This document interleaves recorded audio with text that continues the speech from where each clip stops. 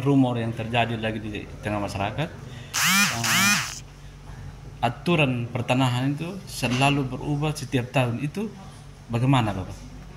Sebenarnya aturan itu kan tidak ada yang berubah setiap saat. Ya. Aturan itu sudah ada, hanya pelaksanaannya yang kadang-kadang tidak diperhatikan sehingga dilanggar.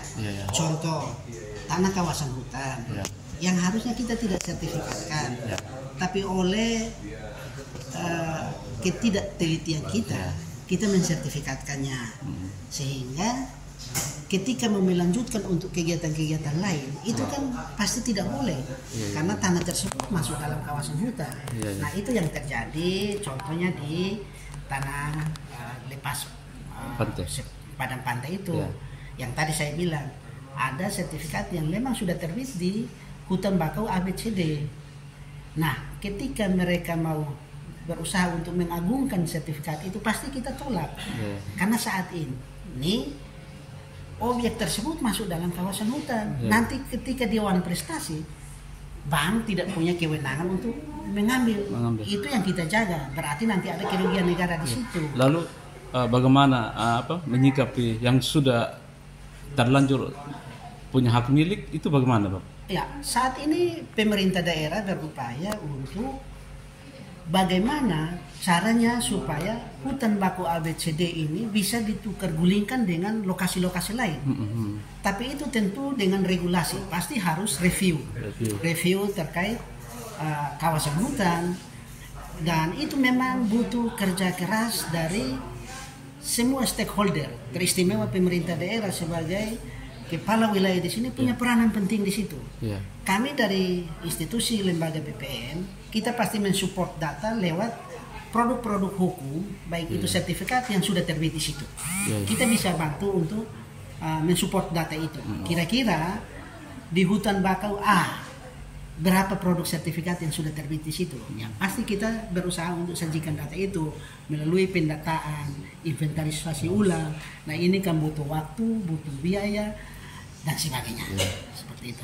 Lalu khususnya lokasi Menang Abah itu saya mendengar bahwa ada salah satu lokasi yang dibebaskan atau difungsikan oleh orang lain. Kira-kira? Ya, kita akan melihat sepanjang dia tidak melanggar ketentuan dan tidak masuk dalam kawasan hutan, ya pasti kita layani. Tapi ketika itu masuk kawasan hutan, kemudian sempadan pantai, ada regulasi di situ. Yang tadi saya bilang, kita akan mengakomodir hak masyarakat, tapi hak yang kita diberikan itu berarti hak berjangka. Bisa dengan jangka waktu 15 tahun, bisa 20 tahun, bisa 30 tahun. Penggunaan pemanfaatannya. Tapi kita akan lihat betul-betul dia memanfaatkan tanah itu tidak. Seperti ini. Lalu saya minta Bapak untuk menghimbau masyarakat, karena pengalaman selama ini dari beberapa masyarakat ada yang mengatakan kalau kami melakukan pengurusan sertifikat sangat lambat atau ya berbelit. Ini ya bukan, ini informasi dari masyarakat.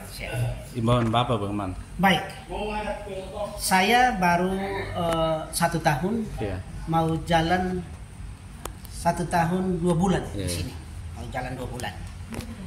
Ketika saya masuk di sini, Pak, tunggakan pekerjaan itu sekitar 500-an lebih, 500 lebih. Kemudian saya menginventarisir, mendata, ini persoalannya di apa. Ternyata hampir 80% proses pensertifikatan tanah di sini dikuasakan kepada pihak ketiga. Dalam hal ini, tentu kalau kita sudah kuasakan kepada pihak ketiga berarti ini adalah bisa calo, bisa atau orang yang mengurus dengan tulus. Nah, hal ini ketika kami menginventarisir banyak oleh pihak-pihak calo. Maka di sini saya buat suatu program yang namanya kegiatan pensertifikatan tanah tanpa perantara. Urus langsung. Nah, kalau urus langsung itu Bapak, ketika tanah itu dimohonkan oleh pemohon sendiri dan tidak bermasalah, kami cap yang namanya lantera, layanan tanpa perantara. Itu kami skala prioritaskan, Pak. Kami skala prioritaskan sehingga itu hanya dilakukan hari ini dia memohon, 1 atau 2 hari berikutnya kami langsung melakukan pengukuran.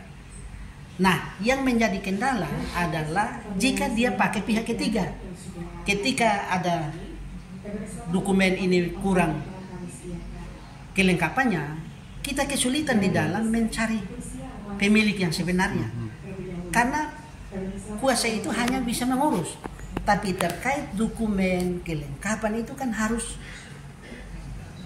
masyarakat yang tahu, bukan penerima kuasa yang tahu. Nah, ini yang menjadi soal utama. Sehingga saya sudah merubah itu, Pak. Dan puji Tuhan saat ini pelayanan kami dirasakan oleh masyarakat bahwa ada penambahan kualitas. Mungkin masih ada beberapa yang contoh sertifikatnya tumpang tindih atau tanah yang dia mohon tumpang tindih dengan sertifikat lain, atau masuk dalam kawasan hutan, atau bermasalah. Nah, ini yang kami pendekatan kekeluargaan supaya kita menginformasikan bahwa objek ini sebenarnya tidak bisa karena tanahnya masih belum clear and clean atau masih tumpang tindih. Nah, tentu tidak bisa bukan berarti stop di situ, tapi kita mencari solusi lain. Mungkin kalau tumpang tindih berarti kita harus pastikan bahwa tanah itu tidak tumpang tindih. Yang kedua, kita akan mengarahkan untuk mencari sertifikat yang induk supaya kita pemecahan. Sedangkan kalau untuk masuk kawasan hutan ya harus kita keluarkan dari kawasan hutan dulu, atau kita tidak boleh proses karena ini adalah milik negara. Seperti itu. Baik, terima kasih Bapak. Baik, terima kasih Pak Pam. Selamat. Semoga bermanfaat untuk kita. Saya mengharapkan itu bahwa hari ini dilakukan gerakan sendiri reformasi agraria ini yang hadir dari masyarakat Lele dari PRI. Oke, terima kasih. Selamat.